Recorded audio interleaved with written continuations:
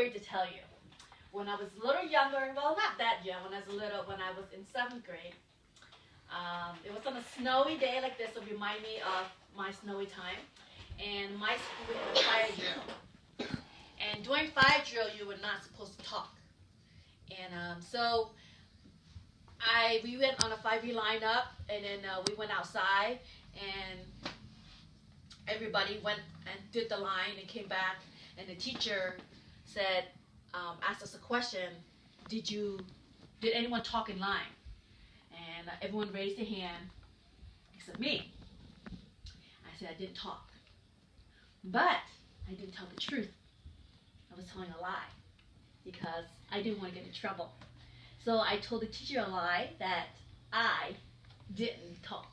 And so everybody else got in trouble, but I didn't get in trouble.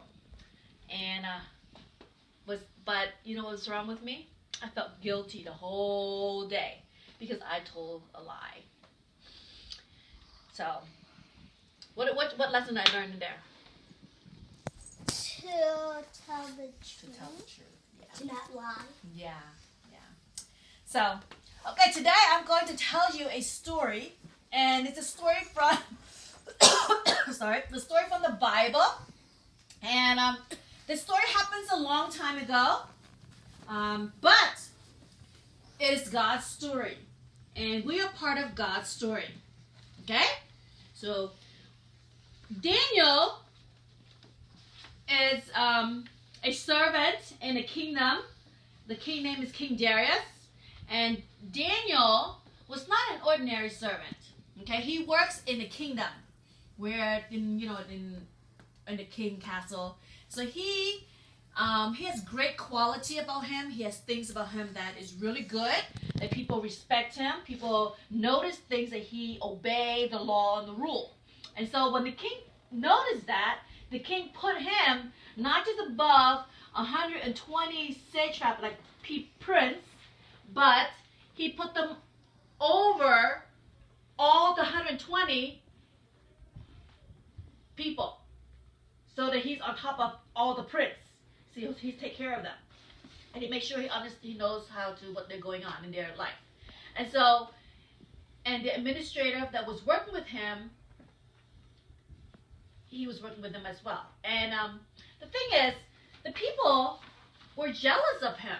And they were saying, well, why is he working with me? Who is he? See, Daniel is not from Babylon. He was from Judah.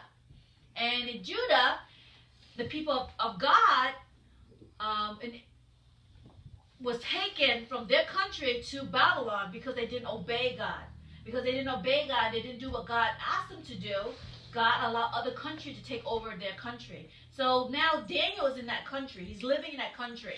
Okay?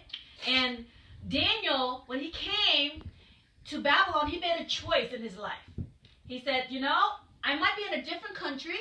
I might be not in my country, but I still need to respect God. I still need to worship the God that I know in Judah. Okay, so he made a decision in his life that he is going to put God on the throne of his life. That God's going to be the one he's going to follow. Okay, so Daniel made that decision a long time ago. And so now he's coming to another decision in his life where he is put in charge of a group of people. Now that group of people is not happy with him. They're jealous of him. And because they're jealous of him, they want to find things to get him into trouble. Haven't you ever been jealous? Someone been jealous of you and try to get you into trouble. I remember when I was younger, my cousin and I, we both live in the same house, and we both like to do things together, but sometimes I find myself jealous of her because she gets to do whatever she wants to do. And then for me, my mom was a little strict, and she doesn't let me to do whatever I want to do. So sometimes I try to do things to get my cousin in trouble. Have you been any like that? Try to get someone in trouble because you're jealous of them? Well, I did. And it did turn out that great for me because I got punished instead of my cousin. So Daniel is in a position where he's in a high position. People are jealous of him. People didn't like that he's above them. And so, because they're jealous of him, they said they got to find a plan to accuse him of it. And they try to find, say, let me see. Let me see if Daniel's going to he's going to obey the law.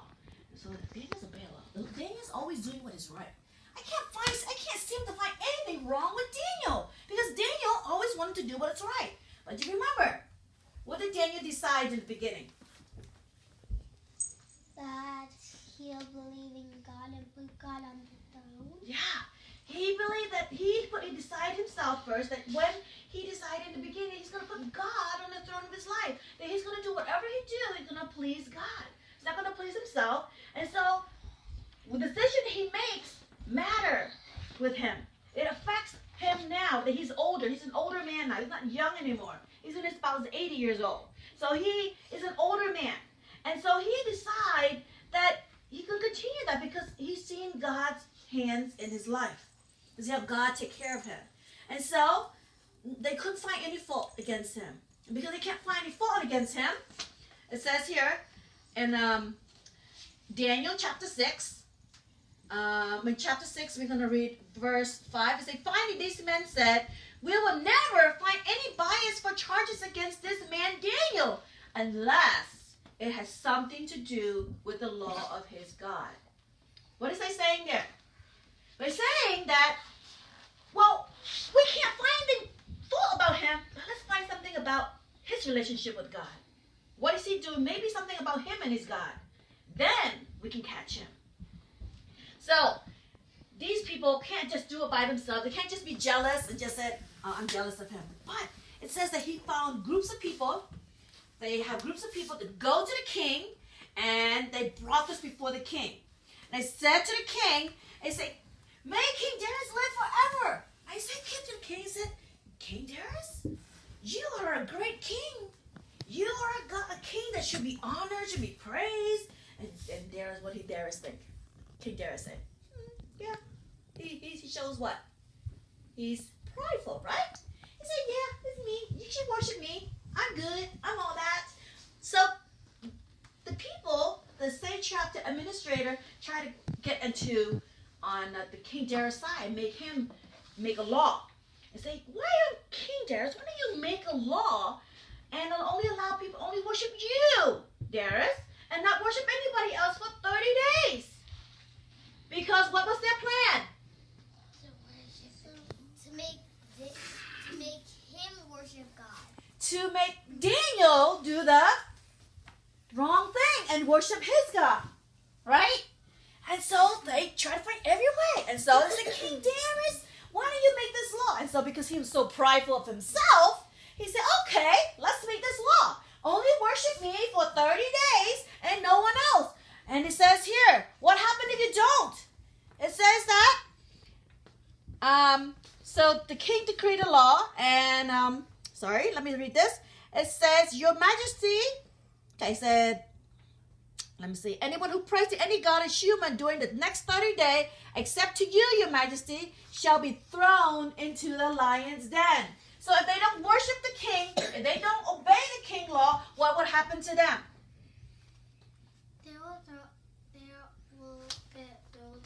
They're going to get thrown into the lion's den. Whoa, that's scary, right? If you know that's going to happen, what would you do? Try to get out. You would panic. You will panic? What else? Try to get out. Try to get out? Pray. Pray? Scream?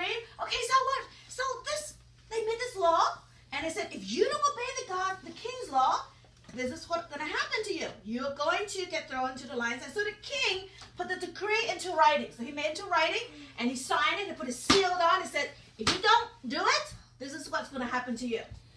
Now, Daniel, he obeyed the law.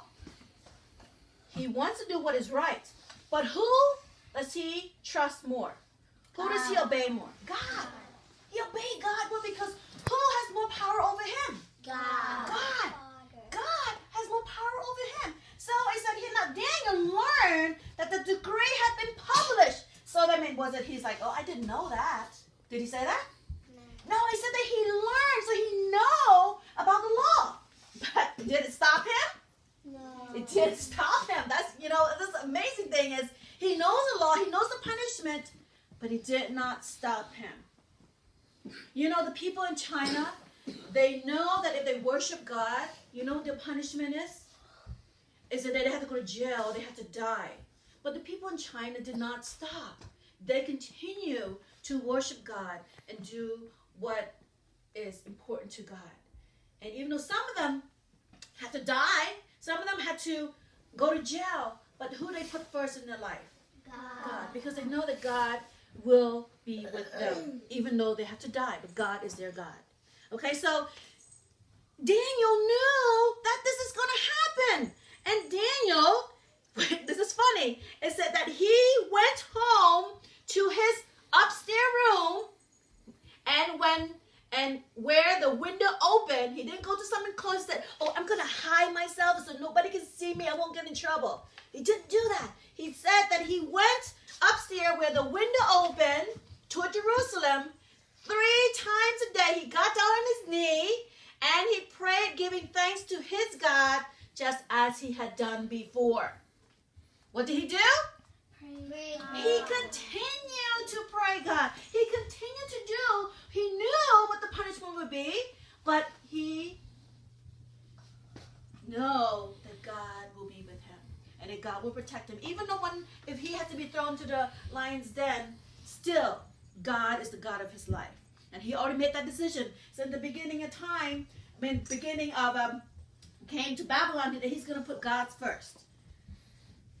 When I was in school, I'm not a good student. I'm not a straight A student. I'm more like a CD student. But when I went off to college, and in college is like the last part of school, I had to make a decision in my life that if I want to succeed, I want to become somebody, I have to not give up. I have to continue to do. So I made up my mind when I went into college. I made up my mind. I said, you know what? I'm going to do my best in school, even though I might not be a straight A student, but I'm going to do good. I'm going to try my best and put every effort I have, the ability that God gives me, because God will give me the wisdom. And if I trust in God and I believe in God, God will bring me out of college. And 4 years later, what happened? God brought me out of college. I graduated. I might not be a straight A student, but God really taught me a lot in college because I did not give up. See, Daniel didn't give up even though he knew what's going to happen to him. So Daniel continued. He continued to do what is right. He continued to love and obey God because he knows that God is more important and he's seen what God has done in his life. And so, see, Daniel went there, and guess what? These men, they're just so bad, right? They're going to spy on him, and so they just went out there and they spied on him. So these men went as a group and found Daniel praying and asking God for help. So, guess what did they do? They went to the king and said, King Darius, oh, great King Darius, do you remember the law you made? They said that if you worship you for 30 days, you won't put them in the lineup, but if they don't worship you, what's going to happen to them? You will go to the Go into line. And King Darius said, yeah, that's right. I made that law. I made it to writing. But he said, you know what? Your favorite person, Daniel, who you put over everybody else, didn't obey your law, didn't obey your rule, didn't respect you. And so it says there that, do you think he was happy? No. He probably wasn't. But what did he have to do? Do it. He has to follow his law. And so it said here, then the men went as a group to the king and said to Darius, remember, your majesty, that according to the law of the Medes and the Persians, no decree or edict that the king issued could be changed. So he cannot change it. He can't say, okay, because Daniel's my favorite, I won't do it. He has to do it. But because of Daniel's decision to love God, to obey God, and to follow God, this is what happened. It says, so the king gave order, and they brought Daniel and threw him into the lion's den. And the king said to Daniel, get this, may your God, whom you serve, continue to rescue you. So what did the king know about Daniel? That he believes in God. that Daniel believes in God, and that his God is not just any God, that his God is a great God, that he knows that his God is going to rescue him. Do you believe that? Do you believe that God's going to rescue you? You know, when my family was in Cambodia, we were in a war, and we didn't know we were going to die or live, and some of my family didn't live, but God rescued us. God brought us out of Cambodia, not everybody, but some, because God has a plan. See, God has a plan for Daniel. Daniel, he's in the midst of these people who didn't like him, but Daniel didn't allow the people who they are to compromise his walk with God. He didn't say, oh, maybe I should believe in God. Oh, maybe I shouldn't, because I'm afraid of them. I'm afraid they're going to throw me in the lion's den. Did he say that? No, he didn't. He said he continued to do it even though he knew what's going to happen to him. He knew that he was going to get thrown in the lion's den. He knew that the king can't change the law. But he continued anyway because he knew his God. Do you believe in God? Do you know that God will rescue you? Yes. If you believe in God, God will rescue you. Who are you going to put on the throne of your heart? God. You want to be like Daniel? Yeah. Who doesn't compromise? Who doesn't say, oh, maybe not, maybe.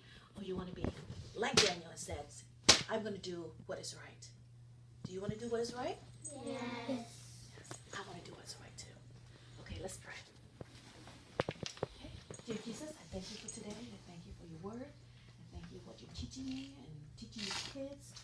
And through all this, God, we know that your name will be praised and honored, God. Thank you, Jesus. In your name we pray.